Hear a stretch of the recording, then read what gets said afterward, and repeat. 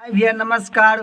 हम चंदन प्रेमी यादव जितना भी भोजपुरी सुने वाले दादा बाबा चचा भैया सबके पैर छूके गोर लगतानी।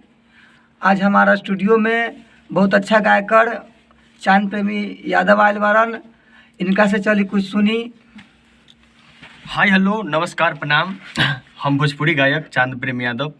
जे भी हमारा माता बहन चाचा चाची लोग बानी सबके एक बार हम चरण छू के पाँव लगतनी भैया।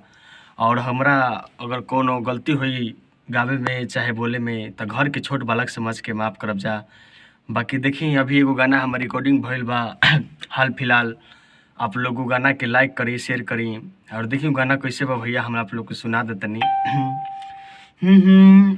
मैटर बा भैया जीजा साली के मैटर ह। अरे की अंगवा भिंजइला ए जीजा रंग बोला गइला, अंगवा भिंजइला ए जीजा रंग बोला गइला, ए जीजा रंग बोला गइला, काहे न ले आइला जीजा हो, कि काहे न ले आइला जीजा हो, आयरा वाला से चोलिया काहे न ले आइला जीजा हो, आयारा से चोलिया। हमरा आशा न पूरा विश्वास बा भैया कि रउआ सबके गाना अच्छा लगी और लाइक करी शेयर करी। और ये एल्बम के नाम बाबे अरवल से चोलिया। आप लोग जाएं चैनल पर चाहे जे भी कुछ हैं और VVH म्यूजिक जे हैं जे हम जौन गाना हम जे लाइव हमारे जौन चैनल से छूटा था इस चैनल के लाइक करी शेयर करी। और हमारा आशा न पूरा विश्वास बा कि चैनल से हमार हर एक गाना यही चैनल से छूटी भैया।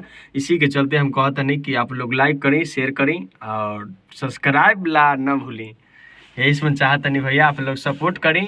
और जो भी नया सिंगर चाहे पुराना सिंगर हैं उन लोग से हम माफ़ी चाहते नहीं कि अगर एक बार काम करके स्टूडियो से देखें और ना अगर काम अच्छा मिले चाहे जो भी कुछ है तो जे भी कुछ बाद में कहल जाई। बाकी अभी तो हम आप लोग से यही चाहब कि नए सिंगर चाहे पुराने सिंगर हैं आप लोग एक बार स्टूडियो में मौका दे के देखें और यही समझ चाहब भैया।